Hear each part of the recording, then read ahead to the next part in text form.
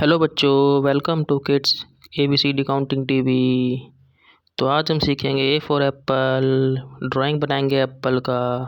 पे स्टार्ट करते हैं वीडियो को। ये कलर कौन सा है? Blue colour, yellow colour, red colour, sky blue colour, black colour और green colour.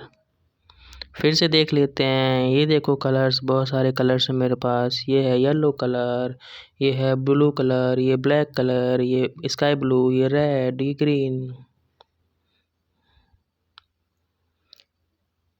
Yellow colour, yellow colour, green colour, green colour,